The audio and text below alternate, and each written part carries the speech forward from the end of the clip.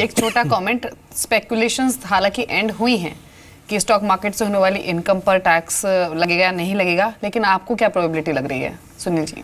देखिए, stock market ऐसा चीज़ है, आपको देखिए इस साल इस बजट में इनकम की ज़रूरत नहीं है गवर्नमेंट को, क्योंकि अभी डिमोनेटाइजेशन कारण एक बेहतर इनकम स्थिति है। तो इस साल ये और एक टैक्स बढ़ाने से जो इनकम, एक्स्ट्रा इनकम वो प्रोजेक्ट करेंगे, उसका इफेक्ट ज़्यादा नहीं होगा। तो इसके लिए अभी तो उसका ध्यान उन पे नहीं होगा मेरे ख्याल में। जी ठीक है।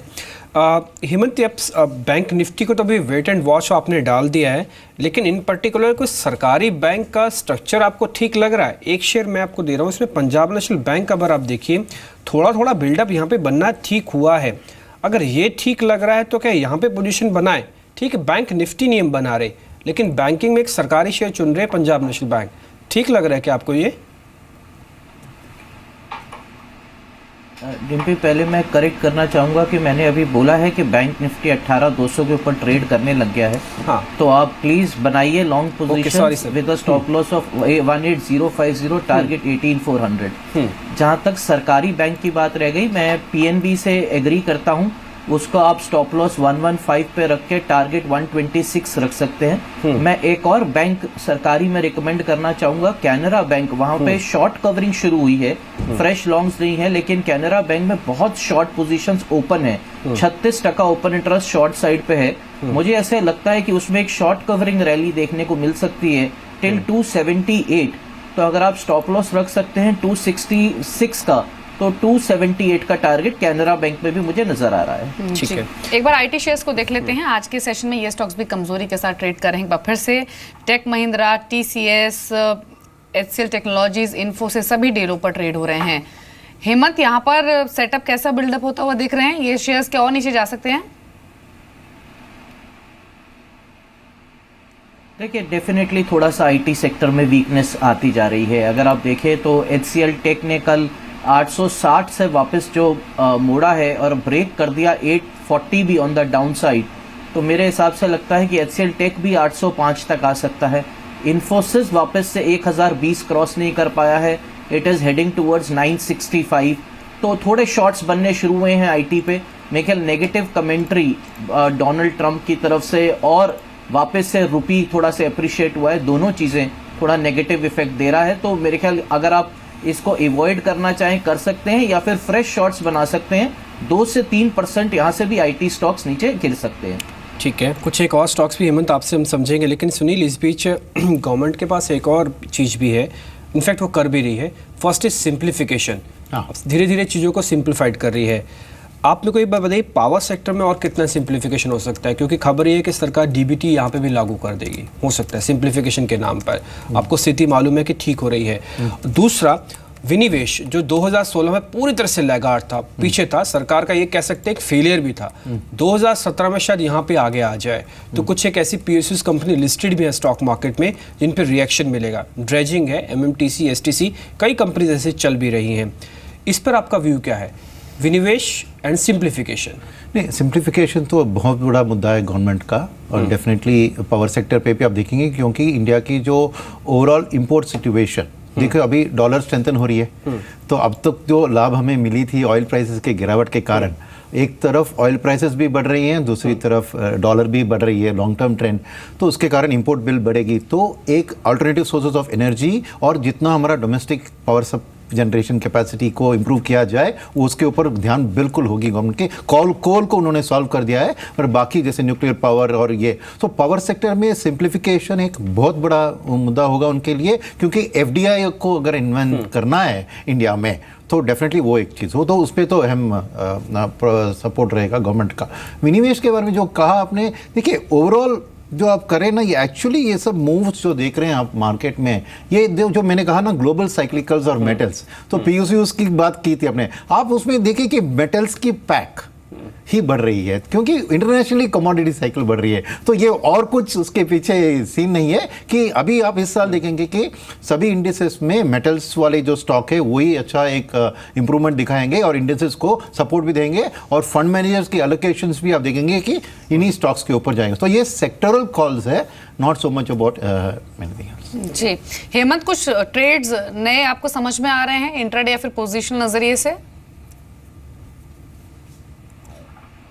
देखिए मेरे हिसाब से जो छोटा पावर सेक्टर है उसमें थोड़े मुझे मझोले काउंटर्स में बाइंग नज़र आ रही है। उसमें मैं 2 काउंटर्स रिकमेंड करना चाहूँगा। एक मैं बोलना चाहूँगा पावर ग्रिड के बारे में। बहुत अच्छा स्टॉक ने ब्रेकआउट दिया है 188 के ऊपर। आज ओपन इंटरेस्ट भी ऐड हो रहा है, तो 195 से 196 का टारगेट आने वाले 2 सेशंस में मिल सकता है। थोड़ा अगर आप रिस्की ट्रेडर हैं तो आप JSW एनर्जी की तरफ भी देख सकते हैं। बहुत अच्छा ओपन इंटरेस्ट ऐड होना शुरू हो चुका है। स्टॉक वापस 62 के ऊपर ट्रेड करने लग गया है, तो मेरे ख्याल 62.5 का आप स्टॉप लॉस रखें। यहाँ भी 67-68 का टारगेट लग रहा है, लेकिन ये रिस्की ट्रेडर्स के लिए रहेगा और सेफ ट्रेडर्स के लिए पावर ग्रिड। ठीक है हेमंत, 2 शेयर और देखिए। एक तो DLF क्या यहाँ पे कुछ पोजीशन बनानी चाहिए या फिर जो नई पोजीशन नहीं बनाना, अब इनको रुक जाना चाहिए? जिनके पास पुरानी है सिर्फ वही शेयर को भी देखें। एक तो इसका स्टॉप लॉस मेरे को आप बताइएगा, और दूसरा ये टायर कंपनीज में CAT का एक अच्छा मूव दिखाने लगा है। कल भी अच्छी क्लोजिंग देके गया था हमको। CAT पे आपकी रिकमेंडेशन क्या है? आज हम पोजीशन बनाएं क्या CAT में? देखिए जहाँ तक दोनों स्टॉक्स में आपने बात की, CAT ज़्यादा बेटर लग रहा है, क्योंकि एक तो ओपन इंटरेस्ट ऐड होना शुरू हो चुका है, दूसरा स्टॉक वापस से 1200 के ऊपर ट्रेड कर रहा है। तो अगर आप एक टाइट स्टॉप लॉस लगाएं 1195 का, तो यहाँ 1235 का टारगेट नज़र आ रहा है मेरे को। तो CAT would be a better choice. और जहाँ तक DLF की बात रह गई, मेरे हिसाब से it is approaching very heavy resistance 128-130 zone, तो वहाँ पे थोड़ा फ्रेश पोजीशंस अवॉइड करें। अगर आप अभी लॉन्ग चल रहे हैं तो आप एक स्टॉप लॉस लगा सकते हैं 123 का। जी, इस बार 2-3 जूट शेयर्स को देख लीजिए। अभी भी खबर आई है कि सरकार ने बांग्लादेश और नेपाल से इंपोर्ट होने वाले जूट पर एंटी डंपिंग ड्यूटी लगाई है, और दोनों स्टॉक्स में एक स्ट्रॉन्ग स्पर्ट। लुडलो जूट, ग्लॉस्टर, ये कुछ शेयर्स जो कि जूट सेक्टर को बिलोंग करते हैं, और दोनों में ही विद वॉल्यूम्स एक स्ट्रॉन्ग स्पर्ट आया है। लुडलो जूट करीब अब 20% ऊपर आ चुका है, ग्लॉस्टर भी 10% की मजबूती के साथ ट्रेड हो रहा है। लेकिन कुछ देर पहले हम IT शेयर्स की बात कर रहे थे, तो सुनील जी आप पे कॉमेंट्स लेना चाहेंगे। अभी क्लियर होगा जब डोनाल्ड ट्रंप कामकाज संभालेंगे कि उनकी पॉलिसीज क्या रहेंगी, लेकिन H1B वीजा प्रोग्राम के अगेंस्ट में जो बिल है जो कल US कांग्रेस में लॉ मेकर्स ने पेश किया है, उसके बाद थोड़े से सेंटीमेंट जो है वो सेक्टर के खराब हुए हैं। क्या ये इमिग्रेशन रिफॉर्म्स जो है जो एक्सपेक्टेड है वो अभी ओवरहैंग क्रिएट करेंगे इस सेक्टर पर, इन स्टॉक्स पर? थोड़ा बहुत तो होगा, मगर आप ओवरऑल ये देख लीजिए कि डोनाल्ड ट्रंप की इलेक्शन प्रॉमिस ये थी कि मैं जॉब्स को अमेरिका से बाहर जाने नहीं दूंगा, और जो बाहर जा रहे हैं उसको वापस लाने की कोशिश करूंगा। मगर आपको ये देखना चाहिए कि कहाँ पे उनकी लोकल स्ट्रेंथ है। लोकल यूएस की स्ट्रेंथ है मैन्युफैक्चरिंग में, जहाँ की मेक्सिको जैसे देशों ने जहाँ मैन्युफैक्चरिंग को जस्ट अक्रॉस द बॉर्डर ले लिया है, तो उसके ऊपर ही प्रॉब्लम्स है। अभी IT में उनके लोकल स्किल सेट थोड़ी है। तो अगर H1B में प्रॉब्लम क्या है कि H1B का इश्यू है कि आप US में जाके काम करने की, यानी नियर शोरिंग जो कहते हैं, मगर ऑफ शोरिंग यानी बाहर से जो आउटसोर्स करके इंडिया से आप सप्लाई जो करते हैं, H1B का उसके ऊपर तो असर नहीं पड़ेगा, राइट। तो डोनाल्ड ट्रंप की भी ये कोशिश रहेगी कि जहाँ पे उसको देखिए रस्ट बेल्ट, जिसमें वहाँ से उसको वोट मिले सेंट्रल अमेरिका में, वहाँ पे क्या है, लोकल वाइट मेल जो कॉकेशियन वर्कर्स है वो सब ब्लू कॉलर वर्कर्स है। तो ब्लू कॉलर सेक्टर्स जैसे car manufacturing, steel manufacturing, industrial sector, वहाँ पे आप देखेंगे वो ज़्यादा कोशिश करेंगे कि एम्प्लॉयमेंट को बूस्ट करे और ये करे। तो यही एक सोच है। तो IT सेक्टर में थोड़ा अभी वॉलेटिलिटी आएगी, मगर लॉन्ग टर्म में एक्चुअली जैसे अमेरिका की ग्रोथ बढ़ती है, IT की डिमांड भी बढ़ेगी, और ओवरऑल ये सेक्टर के लिए हम पॉजिटिव है लॉन्ग टर्म में। ये 2 चीज़ है इसके पीछे, क्योंकि जब अमेरिका की डेवलपमेंट होती है तो ऑटोमेटिकली IT डिमांड बढ़ती है। एक दूसरी चीज़ है कि डॉलर स्ट्रेंथन हो रही है, तो उनकी भी टॉप लाइन एक वीक डॉलर के कारण इंप्रूव भी हो सकती है। तो ये दोनों चीज़ को हाथ में रखते हुए शॉर्ट टर्म में हम देख रहे हैं कि थोड़े जो वॉलेटिलिटी है उसमें थोड़ा बाइंग अपॉर्चुनिटी भी है। एक अच्छे लॉन्ग टर्म IT सेक्टर वाले एक्सपोर्ट ओरिएंटेड सेक्टर्स में हमें अच्छा एक फ्यूचर दिखता है। हेमंत, 2 एक्सपोर्ट करने वाली कंपनीज, एक कपड़ा एक्सपोर्ट करती है अरविंद लिमिटेड, आप एक बार इसका स्ट्रक्चर देखिए, और एक जो ऑटो एंसिलरी का एक्सपोर्ट की बड़ी कंपनी है मदरसन सुमी, आप इसका डाटा देखिए। दोनों में ही एक अच्छा खासा बिल्डअप आज बनता हुआ दिख रहा है। इन दोनों में पोजीशन हमको किस में लेनी चाहिए? दोनों में, किसी एक में? और अगर किसी एक में ले तो उसका स्टॉप लॉस टारगेट क्या होना चाहिए? देखिए मेरे हिसाब से मदरसन सुमी मैं प्रेफर करूंगा। एक तो सेटअप बहुत अच्छा है टेक्निकली, स्टॉक में रोल ओवर्स भी सीरीज में बहुत अच्छे हुए थे। स्टॉक अब 332 के ऊपर ट्रेड कर रहा है, तो 330 का आप स्टॉप लॉस लगाइए, 345 का टारगेट लग रहा है। जहाँ तक अरविंद की बात रह गई, 370 एक बहुत बड़ा रेजिस्टेंस है। मैं उसमें वेट एंड वॉच की सलाह दूंगा। मेरे हिसाब से अगर 370 क्रॉस करता है तो ही आप ऐड कीजिए, नहीं तो एक अच्छा मौका मिल सकता है 358 360 थोड़ा डिप पे लेने का। तो आउट ऑफ द टू अभी मैं ट्रेडर्स के लिए मदरसन सुमी मुझे बेटर लग रहा है। ठीक है, एक बार मारुति के लेवल्स भी आप बताइए। देखिए ये 5500 5600, क्योंकि मेरे को अच्छी तरह से याद है जब लास्ट टाइम आपसे बात हो रही थी तब आपने मेरे को 5400 का टारगेट दिया था। अब तो उसके ऊपर भी 200 रुपये ऊपर आ चुका है। पर प्रॉफिट बुक करने का समय है जिनके पास 5000 के ऊपर की खरीद है, ये 5000 से लेके 5200 तक की, ये 200 रुपये में जिन्होंने भी बाय किया होगा 400 रुपये मिल रहे हैं पर लॉट, प्रॉफिट बुक कर लेना चाहिए। मेरे हिसाब से थोड़ा प्रॉफिट बुक करना चाहिए, लेकिन एक चीज़ मैं बोलना चाहूँगा कि अगर आपको वापस से ये 5450 के आसपास मिलता है तो आप इसमें री एंटर कर सकते हैं, क्योंकि अब इसने मंथली चार्ट्स अच्छे शुरू करने कर दिए हैं अपने।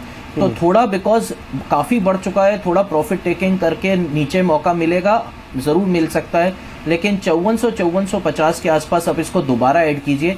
मुझे ऐसे लगता है कि स्लोली एंड स्टेडीली अब ये 5950 की तरफ हेड कर रहा है, लेकिन थोड़ा नीचे आकर डिप पे बाय कीजिए। तो थोड़ा अगर आप ऑलरेडी होल्ड एंड लॉन्ग तो इस लेवल पे थोड़ा प्रॉफिट टेकिंग कर सकते हैं।